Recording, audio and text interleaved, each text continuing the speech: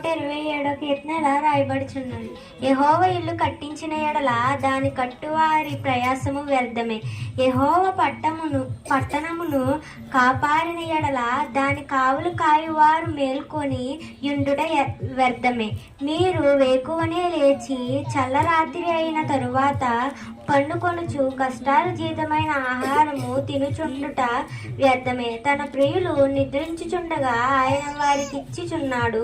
కుమారులు యెహోవా అనుగ్రహించు స్వాస్థ్యము, గర్భఫలము ఆయన ఇచ్చు బహుమానమే. యవ్వన కాలమందు పుట్టిన కుమారులు బలవంతుని చేతిలో బాణం వంటి వారు. వారితో తన అంబుల పొద నింపుకొనివాడు ధన్యుడు. అట్టివాడు సిగ్గుపడక గుమ్మములో తన విరోధులతో వాదించుదురు.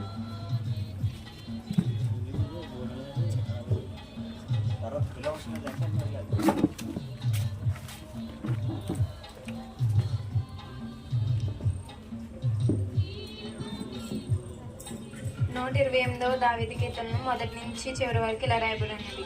యెహోవా యందు భయభక్తులు కలిగి ఆయన త్రోవల యందు నడిచి వారందరూ ధన్యులు.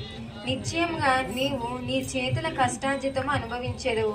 నీవు ధన్యుడువు, నీకు మేలు కలుగును. నీ లోగిట నీ భార్య ఫలించు ద్రాక్షవల్లి వలె ఉండును. నీ భోజనపు బల్ల చుట్టూ నీ పిల్లలు ఒలివ మొక్కల వలె నుందురు. యెహోవా యందు భయభక్తులు గలవాడు ఇలాగ ఆశీర్వదింపబడును. సియోనుల నుండి యెహోవా నిన్ను ఆశీర్వదించును. నీ జీవిత కాలమంతయు యెరూషలేమునకు క్షేమము కలుగుట చూచెదవు. నీ పిల్లల పిల్లలను నువ్వు చీచెదవు. ఇశ్రాయేలు మీద సమాధానం ఉండునుగాక. మొదటి సమూయేలు మొదటి అధ్యాయం 28వ వచనంలో రాయబడి ఉన్నది. కాబట్టి నేను ఆ బిడ్డను యెహోవాకు ప్రతిష్ఠించుచున్నాను. తాను బ్రతుకు దినములన్నిటియు వాడు యెహోవాకు ప్రతిష్ఠితుడని చెప్పాను. ఈ చిన్న వాక్యం దేవుడు దీవించును గాక. దేవుని స్తోత్రం. హల్లెలూయా. ఈ సమయంలో ప్రార్థన చేసుకుని దైవ వాక్యంలోనికి వెళ్దాము. దయచేసి మన మధ్యలో మరి సంఘ పెద్ద గారు సాలిం రాజు గారు ఉన్నారు. వారు ముందుకు వచ్చి ప్రార్థన చేయాలని ప్రభు పేరిట వారికి నేను మనవి చేసుకుంటున్నాను. సాలిం రాజు గారు రండి.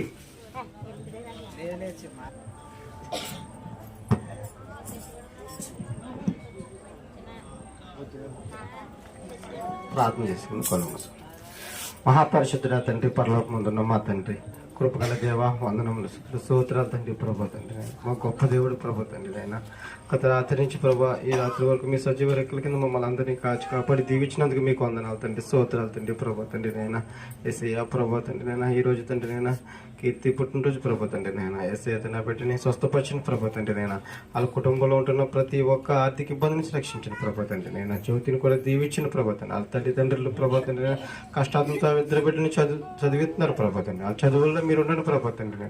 ఇంకా రానున్న రోజుల్లో ప్రతి పుట్టినరోజు ఘనంగా ఇంకా మర్యాదగా చేసుకునేదాన్ని దయచేయండి ప్రభా తండ్రి. నేను వందనాలు తండ్రి, స్తోత్రాలు తండ్రి. ప్రభా అలాగే రేపు ఎగ్జామ్ రాత్రికి వెళ్తున్నారు ప్రభా బిడ్డలు ప్రతి ఒక్కరూ తండ్రి నేను చదువుల్లో మీరు ఉన్నాను ప్రభా తండ్రి. నేను వందనాలు తండ్రి, స్తోత్రాలు తండ్రి. ప్రభా అలాగే దయచేయండి అమ్మగారు అయ్యగారిని కూడా దీవించిన ప్రభా తండ్రి. మంచి వాక్యం చెప్తాండి నేను వాక్యం విని వాక్యంతగారం మేము అందరం నడుచుకునేదాన్ని దయచేయండి ప్రభా. కృపగలదేవ ఈ శ్రమ కాలంలో ప్రభా తండ్రి నైనా ప్రభా మీ బట్టి ప్రభు ఇంకా మర్యాదగా నడుచుకునేదాన్ని దయచేయండి ప్రభా. మా పాపాలను విడిచిపెట్టి మారుమనసు పొందుతాను మిమ్మల్ని శుద్ధించుకునేదాన్ని దయచేయమని యేసుక్రీస్తు నామములో మిక్కిలి బ్రతిమలాడుచున్న నడిచిన మా పరమ తండ్రి నాయన, ఆమేన్.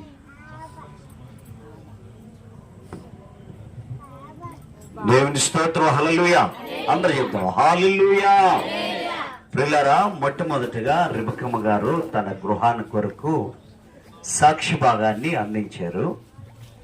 యెహోవా ఇల్లు కట్టని ఎడల దాని కట్టువాని ప్రయాసము వ్యర్థము.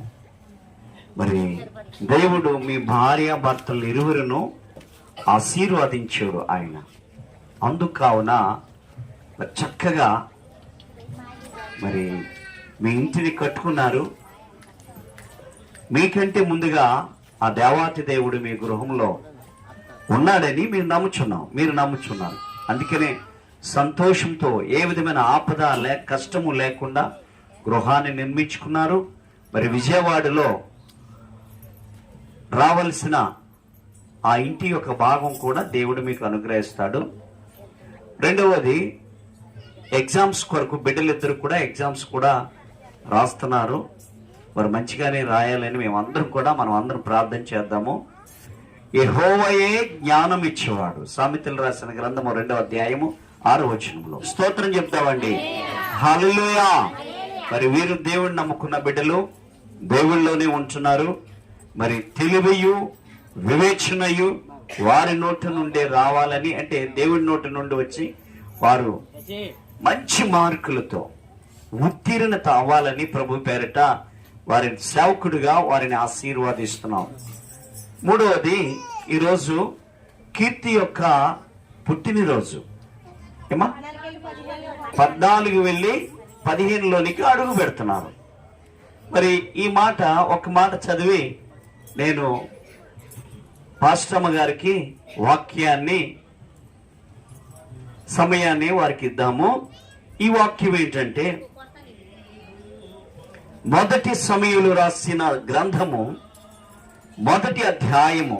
నేను ఎక్కువగా దేవునిలో తెలియపరచడం లేదు, ఒక వాక్యాన్ని చూపించి ఈ సమయంలో వారికి నేను చెప్తాను.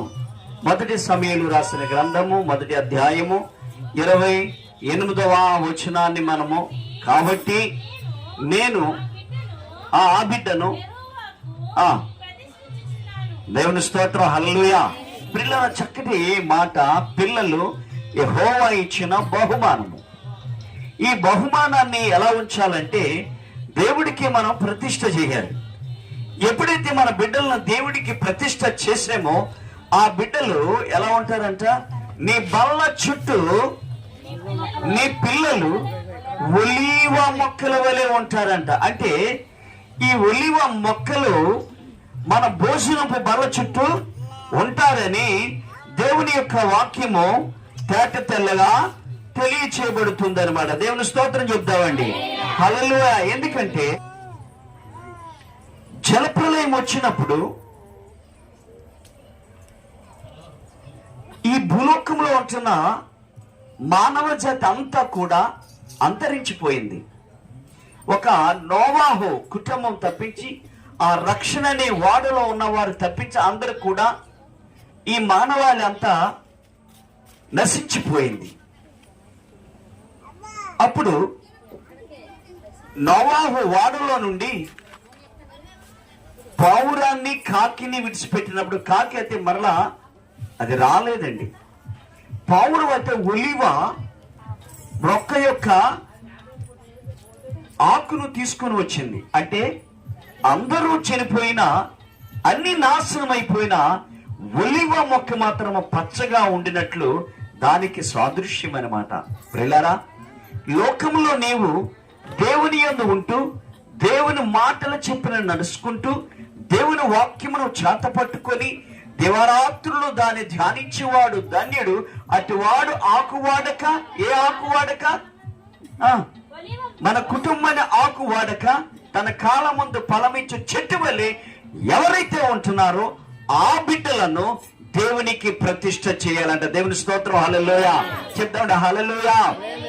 కాబట్టి మన బిడ్డలను, మీ బిడ్డలను ప్రభుకి ప్రతిష్ఠ చేసినట్లయితే మనం అందరము కూడా, మన కుటుంబాలు ఈ రానున్న రాకడ సమయంలో మన బిడ్డల స్వార్థను ప్రకటిస్తూ ఒలీవ మొక్కల వలె ఉండాలని ప్రభు పేరట అటువంటి బహుమానాలు మనకి ఇచ్చాడు. కాబట్టి ఈ బహుమానాలను మనం కాపాడి ప్రభువుకి అంకితము చేయాలని ప్రభు పేరట వీరి కుటుంబానికి, అంటే తిమోతి గారు రెబెకా కుటుంబానికి ఇక్కడ కూడుకొని ఈ కృతజ్ఞత కూడికలో కూడుకొని ఉన్న ప్రతి కుటుంబానికి ప్రభు పేరట ప్రేమతో హెచ్చరిస్తూ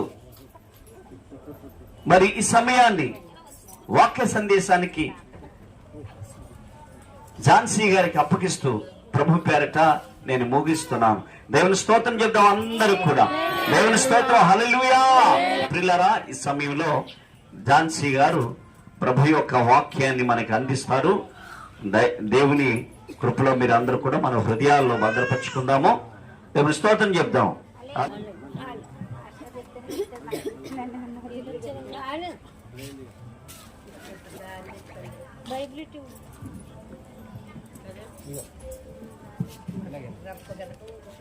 అడుగు పాటు మనల్ని సజీవ లెక్కలు ఉంచినటువంటి దేవునికి ముందుగా వందనాలు తెలియజేస్తున్నాను. మరి మీరందరికీ కూడా యేసుక్రీస్తు నామములో శుభవందనములు. వాక్య భాగంలోకి వెళదాము. కీర్తనల గ్రంథము 144వ కీర్తన 12 శరణం. మా కుమారులు తమ యవ్వన కాలమందు ఎదిగిన మొక్కల వలె ఉన్నారు. మా కుమార్తెలు నగరునకై చెక్కిన మూల కంబముల వలె ఉన్నారు. చిన్న ప్రార్థన చేసుకుందాం. స్తుతులకు తండ్రి మీకు వందనములు, స్తోత్రములు ప్రభువా. నాయన, ఈ వాక్యము ద్వారా నాతో మాతో మాట్లాడండి.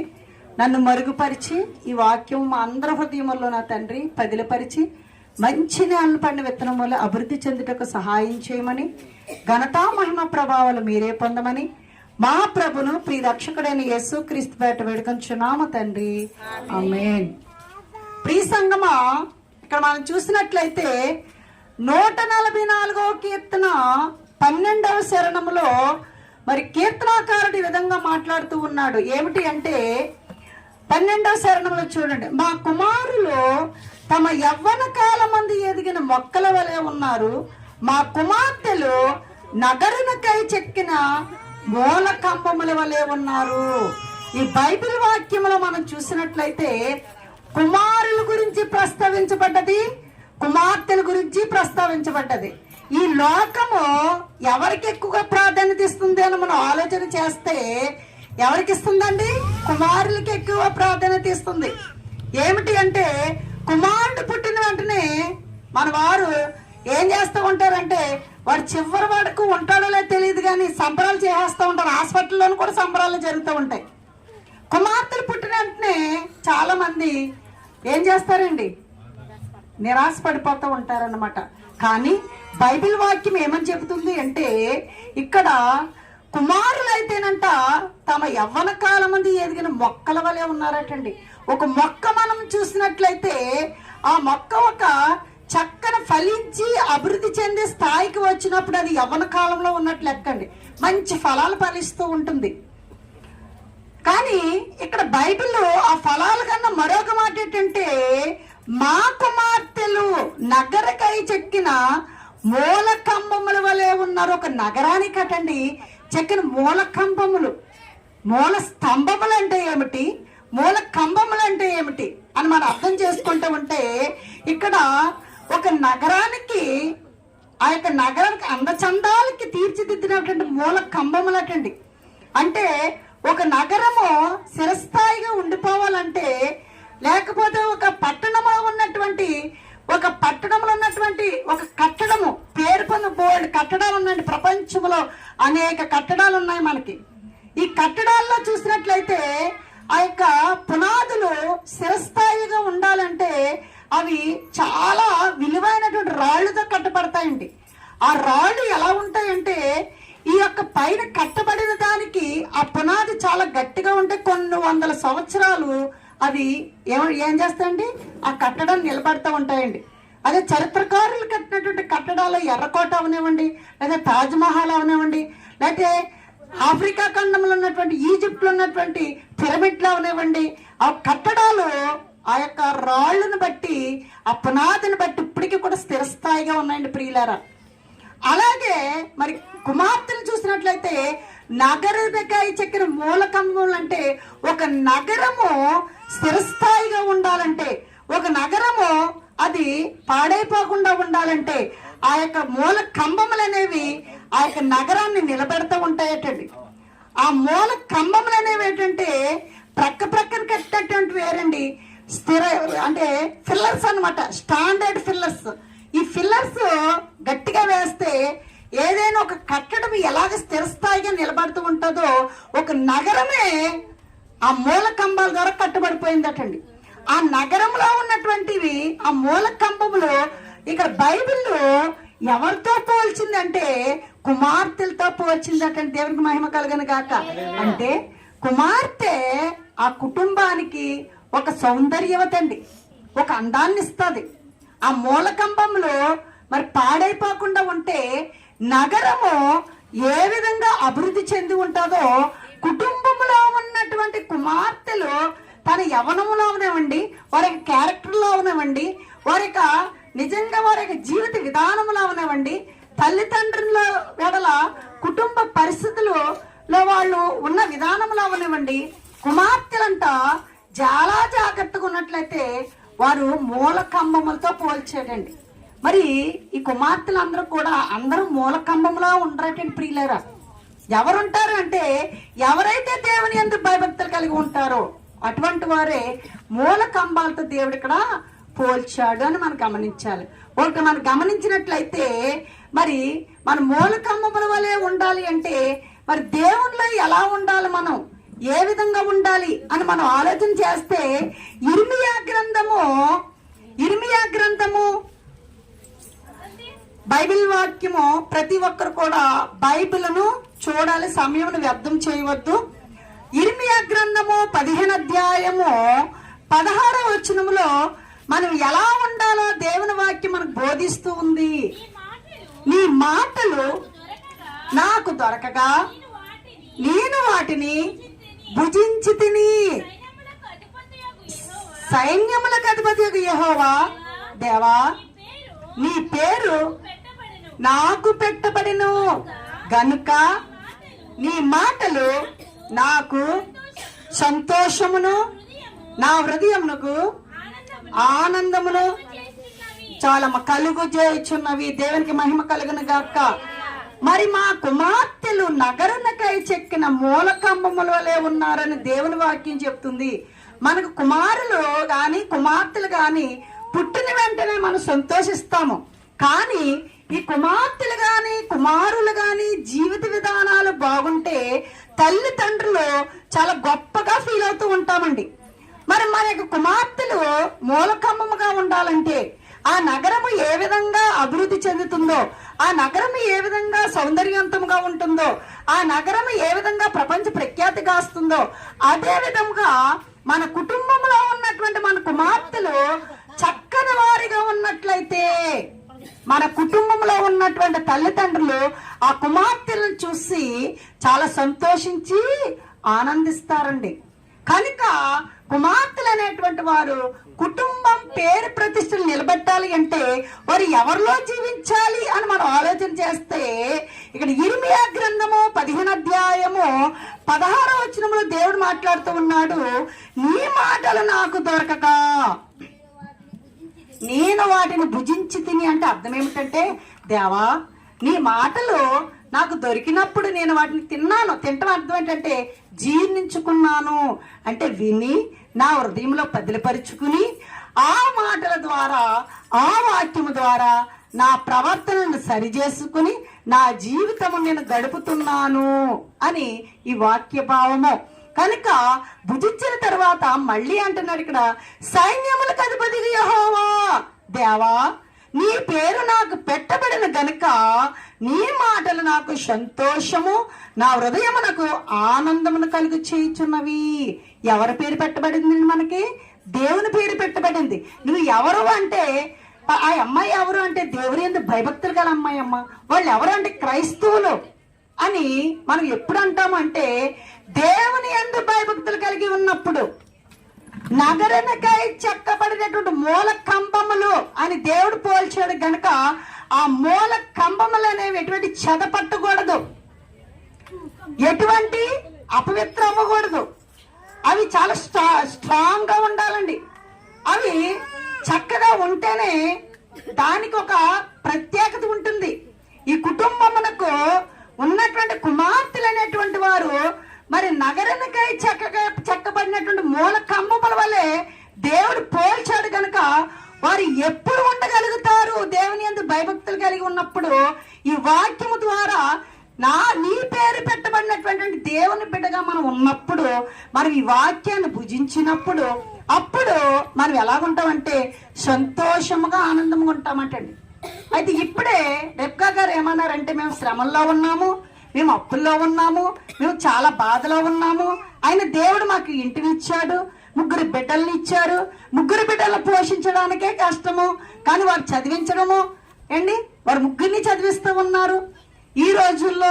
కానీ మరి దేవుని వాక్యం ఏం చెప్తుంది అంటే, మరి ఆమె చెప్పిన సాక్ష్యముగా పద్ధతిని బట్టి చూసినట్లయితే మరి మనకి 15 అధ్యాయము 15 వచనం మనం అంటున్నాడు, యెహోవా నా శ్రమ నీకు తెలిసే ఉన్నది, నన్ను జ్ఞాపకము చేసుకొనుము, నన్ను దర్శించుము, నన్ను హింసించు వారికి నా కొరకే ప్రతిదండన చేయుము, నీవు దీర్ఘశాంతి గలవాడవై నన్ను కొనుపోకుము, నీ నిమిత్తము నాకు నింద వచ్చుచున్నదని తెలుసుకొనుము, నీ మాటలు నాకు దొరకగా.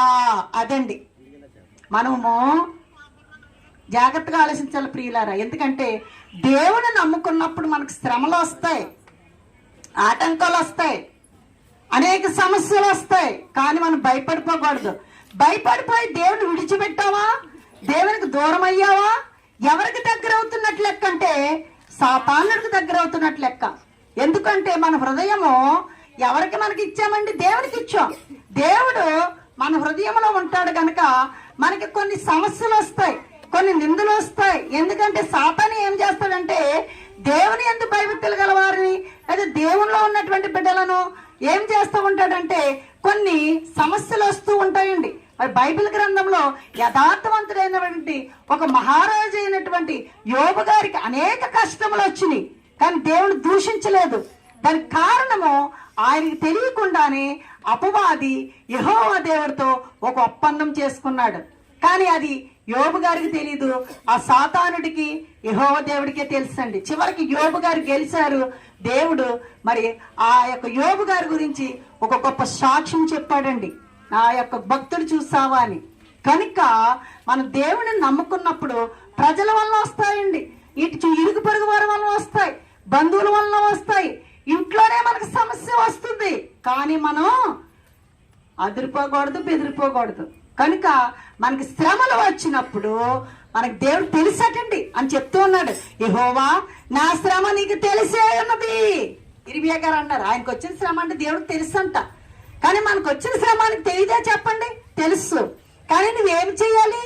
శ్రమ వచ్చింది కదా అని మనం ఏం చేస్తూ ఉంటామంటే అండి, దేవుని సన్నిధిని విడిచిపెట్టేసి, విశ్రాంతి దినాన్ని విడిచిపెట్టేసి, మనం శ్రమలు వచ్చినాయని చెప్పి, ఇబ్బందిగా ఉండదు అని చెప్పేసి, ఇంట్లో గడవలు లేదని చెప్పేసి మనకు పనికి వెళ్తూ ఉంటాం ప్రియులారా. అప్పుడు సాతానుడు అనుకుంటాడు, అమ్మయ్య ఈ వారమో వీళ్ళని దేవుని సన్నిధికి వెళ్లకుండా నేను ఆఫ్ చేస్తాను, ఇంక నేనే గెలిచాను అనుకుంటాడు. కానీ వాడు ఏమి గెలడు. కానీ తన కుమార్తెలను కానీ కుమారులను కానీ దేవుడు విడిచిపెట్టుకోడు, తప్పనిసరిగా ఆయన కాపాడుతూ ఉంటాడు. ఆయన వాక్యము మనకు దొరికినప్పుడు మనం ఏం చేస్తామండి? దాన్ని భుజిస్తాము. ఎప్పుడైతే నీవు దేవుని యొక్క వాక్యమును భుజిస్తావో అప్పుడు నువ్వేం చేస్తావంటే, ఆ దేవాది దేవుడు అంటున్నాడు, నాది ఆ యొక్క దేవా నీ పేరు నాకు పెట్టబడను గనుక నీ మాటలు నాకు సంతోషమును నా హృదయమునకు ఆనందమును కలుగు చేయుచున్నవి. నువ్వు ఎప్పుడైతే ఆయన బిడ్డగా అంగీకరించబడ్డావో నీకు ఆనందం కలుగుతుంది, సంతోషం కలుగుతుంది. ఎప్పుడైతే నువ్వు దేవునిలోంచి వచ్చినటువంటి శ్రమలను ఆపదలను విని నువ్వు భయపడిపోయి బయటికి వెళ్ళిపోయావో సాతాను నిన్ను ఆవరించుకుని నేను అనేక కష్టాలు పాలు చేస్తుంది. కనుక సాతానికి ఎక్కువగా మన ప్రయారిటీ ఇవ్వకూడదు. ప్రియ సంగమా, శ్రమ వచ్చినప్పుడు నువ్వు మోకాళ్ళు ఉండి ప్రార్థన చేయి, లేకపోతే దేవుని సన్నిధికి వెళ్ళిపోయి ప్రార్థన చేయి. అందుకని ఇక్కడ మనం చూసినట్లయితే బైబిల్ వాక్యంలో మరి రెబ్కా, ఎవరంటే రెబ్కా ఎవరు భార్య? ఇస్సాకు భార్య రెబ్కా గర్భిణీ స్త్రీగా ఉన్నప్పుడు మరి గర్భంలో ఉన్నటువంటి బిడ్డలు పెనుగులాడుతూ ఉంటే అది భరించలేక ఇరుగు పొరుగు వారితో చెప్పలేదే, తన భర్తతో చెప్పలేదే, భక్తిపరుడైనటువంటి తన మామగారితో చెప్పలేదే, ఎక్కడికి వెళ్ళిపోయిందో తెలుసండి? దేవుని సన్నిధికి వెళ్ళిపోయి దేవుడితో మాట్లాడుతుందట. నా పరిస్థితి ఏమిటి? నేను గర్భంలో ఉన్నటువంటి నా బిడ్డలు పెనుగులాడుతూ ఉన్నారు, నేను ఏమి చేయాలి అన్నప్పుడు అప్పుడు దేవుడు మాట్లాడుతూ ఉన్నాడు, నీ యొక్క గర్భంలో 2 జనపదములు బయటకు వస్తున్నాయి. జనపదం అనగా 16, ఆ జనపదాలు అంటే 16 పట్టణాలు అన్నమాట అండి. 16 పట్టణాలు కలిగినటువంటి ఒక జనపదం, పెద్ద పెద్ద పట్టణాలు. అటువంటి జనపదంలో 2 వస్తున్నారు నీకు అని చెప్పినప్పుడు ప్రార్థన చేసుకుని ఇంటికి వచ్చింది, చక్కని బిడ్డలకు అన్నది. ఇప్పుడు ఏమన్నాడండి? అబ్రహాము దేవుడు, ఇస్సాకు దేవుడు, యాకోబు దేవుడు. అంటే దేవుడు ముందుగానే చెప్పినటువంటి గర్భఫలాన్ని గురించి ఆమె ఎవరితో చెప్పుకుందంటే దేవుని సన్నిధికి వెళ్ళింది. మనకి శ్రమలు వచ్చినప్పుడు ప్రక్క వాళ్ళతో చెప్తే ప్రయోజనం లేదు, ఇరుగు పొరుగు వాళ్ళతో చెప్తే ప్రయోజనం లేదు. ఎందుకంటే ఇప్పుడు ఇరుగు పొరుగు వారితో చెప్తే ఇప్పుడు ఒకలాగా ఉంటారండి, తర్వాత ఒకలాగా మనసు మారిపోతుంది. ఇది మానవ నిర్మితమైనటువంటి మనసు. నువ్వు అభివృద్ధి చెందితే నీ గురించి ఒకలాగా చెప్పుకుంటారు, నువ్వు అభివృద్ధి చెందకపోతే నీ గురించి ఒకలాగా చెప్పుకుంటున్నారు. నువ్వు అప్పు అడిగితే ఒకలాగా చెప్పుకుంటారు, నువ్వు అప్పు నువ్వు ఇచ్చినప్పుడు ఒకలాగా ఉంటారు, తీసుకున్నప్పుడు ఒకలాగా ఉంటారు. మన మనస్సులు అనేక విధాలుగా ఉంటుంది కనుక మనుషులను కాదు, మనం ఎవరు నమ్ముకోవాలండి? దేవుని నమ్ముకోవాలి, దేవుని సన్నిధికి వెళ్ళాలి. నీకు శ్రమలు వాళ్ళు రావడం ఆయనకు తెలుసు కనుక నీవు ఆయన్ని నమ్ముకో. విశ్రాంతి దినమును పరిశుద్ధంగా ఆచరించడం జ్ఞాపకం చేసుకుంటే మన సమస్యలన్నీ పరిష్కరింపబడతాయి. జ్ఞాపకం చేసుకుని దేవుని సన్నిధి వెళ్ళొద్దని కాదండి, వెళ్ళాలి. దేవుని సన్నిధిలో మనం చెప్పుకోవాలి. అయితే దేవుని సన్నిధికి మనం వెళ్ళినప్పుడు దేవుడు మనకి ఏమిస్తాడంటే జ్ఞానమును ఇస్తాడండి. ఈ రోజు మరి చక్కగా మీకు ఒక నమ్మకము విశ్వాసముతో మీరు చక్కగా దేవుణ్ణి ఈరోజు ఆహ్వానించారు. ఎందుకంటే మీ అమ్మాయి యొక్క పుట్టినరోజు సందర్భముగా రేపు ఇంటర్మీడియట్ ఒకరు, 10th క్లాస్ ఒకరు ఎగ్జామ్స్ రాస్తూ ఉన్నారు కనుక మరి దేవుని ముందుగా ఆహ్వానించుకుని మీరు ఆ యొక్క ఎగ్జామ్స్ కి వెళుతూ ఉన్నారు. అయితే మీరు ఏం చేయాలంటే దేవుని యందు భయభక్తులు కలిగి చక్కగా ప్రార్థన చేసుకుని మంచిగా మీ సబ్జెక్ట్ చదువుకుని వెళ్ళాలండి. చదవకుండా వెళ్ళినా దేవుడు మేలు చేయడం గుర్తుపెట్టుకుని అన్యాయం అవుతుంది అక్కడ. కానీ మనం ఎంతో కొంత మనం చదువుకుని మన జ్ఞానాన్ని బట్టి. అందుకనే యాకోబు రాసిన పత్రిక 1వ అధ్యాయము 5వ వచనంలో మనం చూసినట్లయితే అక్కడ ఒక వాక్యం కనిపిస్తుందండి. యాకోబు రాసిన పత్రిక 1వ అధ్యాయము, యాకోబు రాసిన పత్రిక 1వ అధ్యాయము 5వ వచనం అండి. పేజ్ నెంబరు 211లో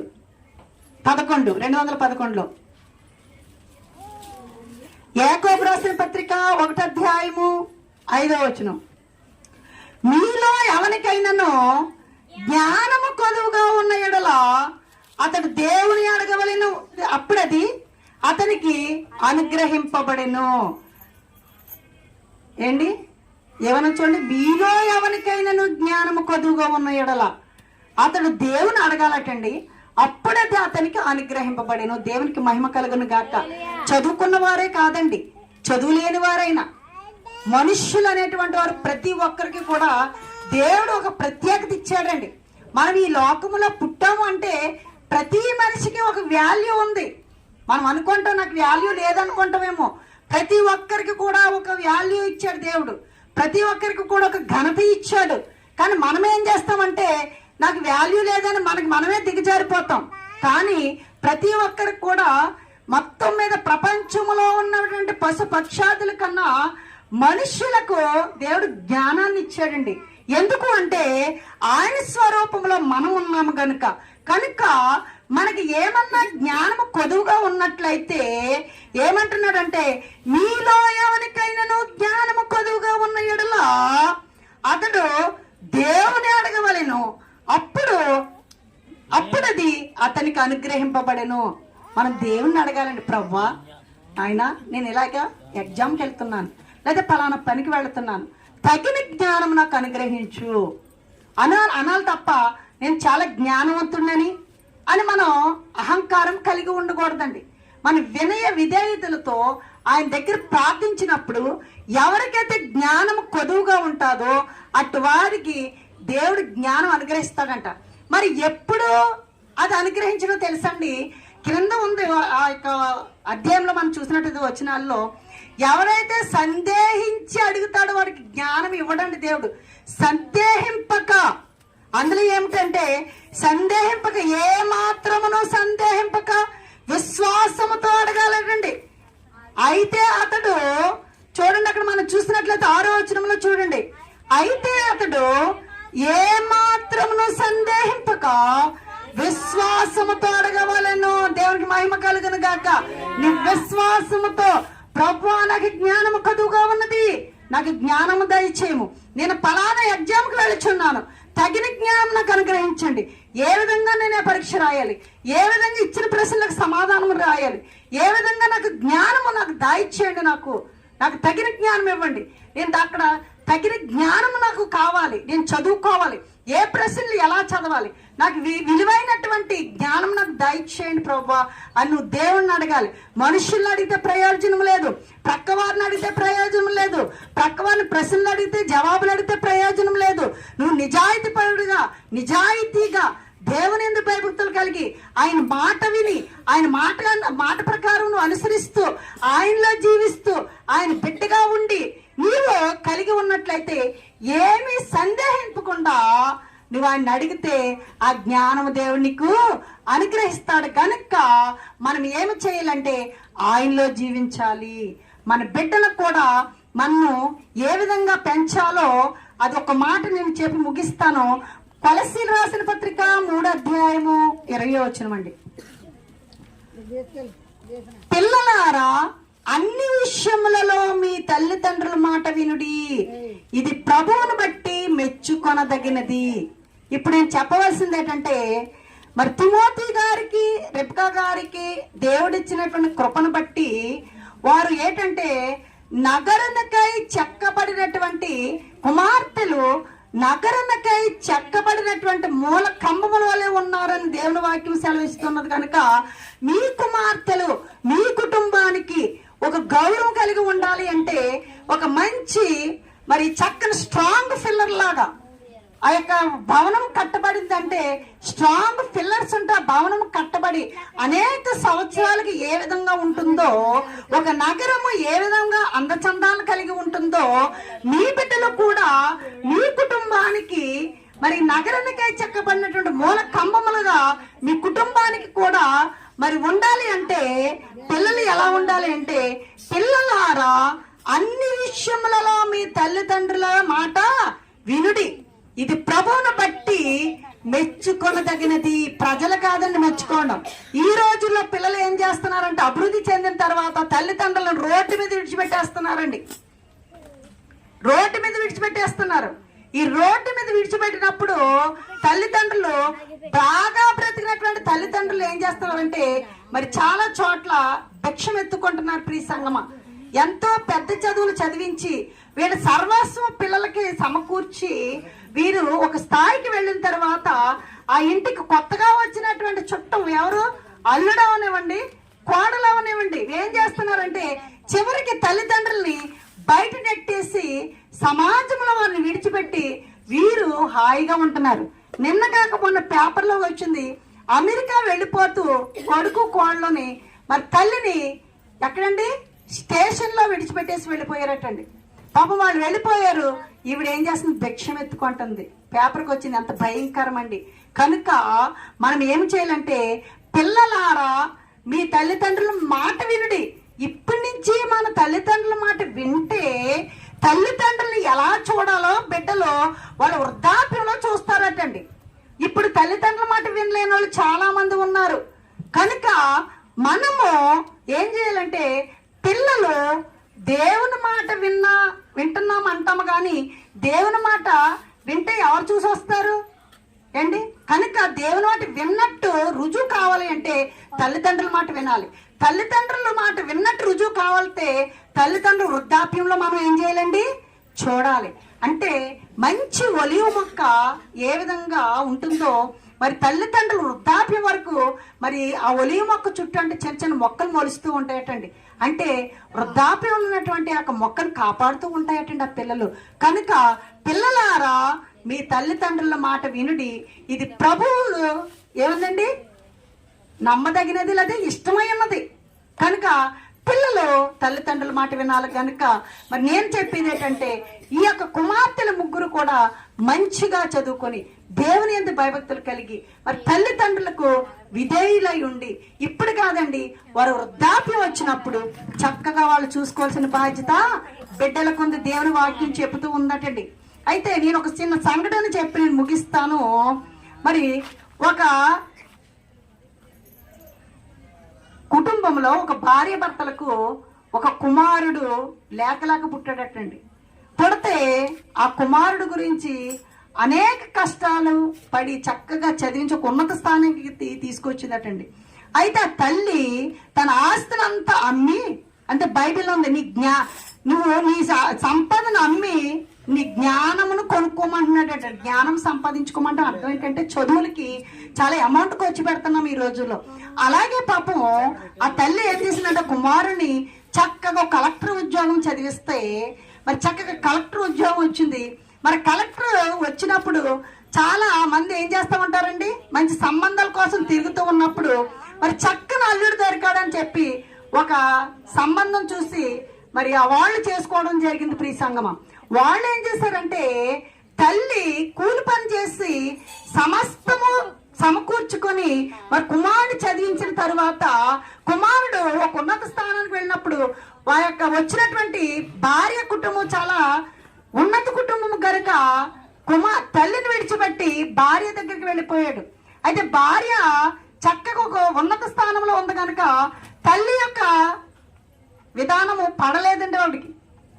అయితే చివరి తల్లి ఏం చేసిందంటే నా కుమారుడు వేరే చోటికి వెళ్ళిపోయి అక్కడ ఉంటే మరి నేను ఇంత కష్టపడి వృధా అని చెప్పి కొంతమంది పెద్దల సమక్షంలో పెట్టి నేను బయటికి వెళ్ళిపోతాను, నా కుమారుడు ఆ ఎదురుగుండా ఉంటే చాలని చెప్పి తనకు ఉన్నటువంటి స్థలం ఇచ్చేస్తే 4-5 అంతస్తులు ఇల్లు కట్టాడటండి. కట్టి అందులోనే ఉంటూ చక్కగా డ్యూటీకి వెళ్ళి వస్తున్నాడట. తల్లి చిన్న పూరుగుడిసి వేసుకుని బయట ప్రక్కన వేసుకుని ఉంటుందటండి. జరిగిన సంఘటన ఇది.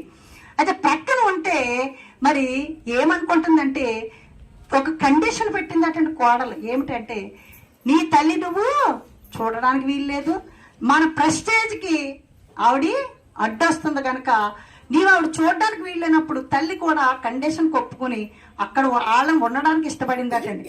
అయితే కొడుకు బయటకు వచ్చంట జాబ్కి వెళ్ళినప్పుడు కారు దగ్గరికి వచ్చినప్పుడంట ఆ యొక్క షూ వేసుకుని నడుచుకుంటూ వస్తాడు కదండి, ఆ శబ్దానికట ఆ యొక్క పూరుగొడుసులోనే ఉండి ఆ శబ్దానికి తల్లి మనసు కుమారుడు చూసినట్టు ఆనందపడి లోపలే ఉండి ఆ యొక్క ఆనందాన్ని పడుతూ అక్కడే కూర్చుని ఆ యొక్క శబ్దం వింటూ మరి ఉండేదటండి, గడిపేదట.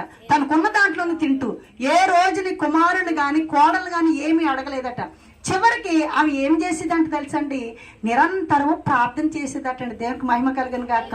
ప్రభువా, నా బిడ్డను ఒక ఉన్నత స్థానానికి ఇచ్చావు, ఇంత స్థితిలో ఉండడానికి కారణం నీ యందు భయభక్తులుగా పెంచాను, కానీ నా కుమారుడు ఒక ఆనందంగా సంతోషంగా ఉండడమే నాకు చాలని చెప్పి ఆమె నిరంతరం అంట కుమారుడు డ్యూటీకి వెళ్ళినప్పుడు వచ్చినప్పుడు వచ్చి ప్రార్థన చేస్తూ ఉండేదటండి.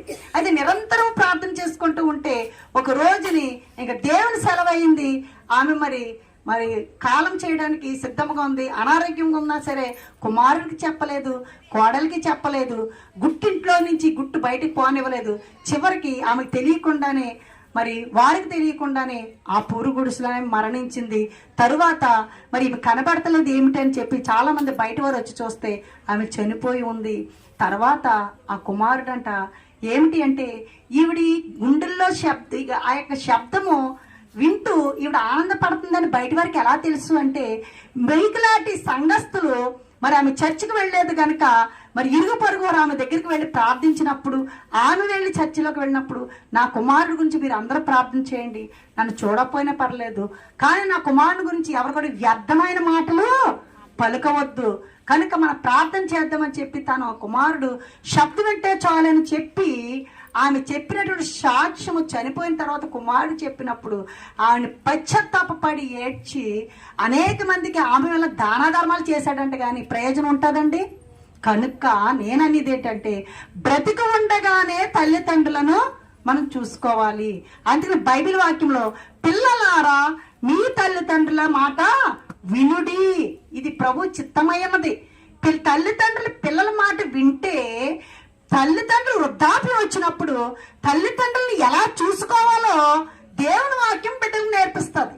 ఉద్యోగం వచ్చిన తర్వాత ఒక ఉన్నత స్థానానికి వెళ్ళిన తర్వాత దేవుని మర్చిపోయి భార్య దేవత అనుకుంటూ భార్య మాటల్లోనే పడిపోయి తల్లిని ప్రక్కన పెట్టిన వాళ్ళు సమాజంలో ఎంతో మంది ఉన్నారు ప్రియ సంగమా. కనుక మనము అలాంటి దీనస్థితిలో లేకుండా వృద్ధాప్యంలో ఉన్నటువంటి తల్లిదండ్రులు చూసుకుండవలసినటువంటి బాధ్యత దేవుని వాక్యం బోధిస్తుంది. కనుక దేవుని నమ్ముకున్నటువంటి మనము తల్లిదండ్రులకు విధేయులై ఉండి వృద్ధాప్యం వచ్చాక వాళ్ళందరినీ కూడా మనం చూసుకోవాల్సిన బాధ్యత మరి మనకి ఉంది కనుక బైబిల్ వాక్యానుసారంగా చిత్తానుసారంగా మనం ఉండేలాగా పరిశుద్ధాత్మ దేవుడు మనం నడిపించి ఆశీర్వదించును గాక ఆమేన్.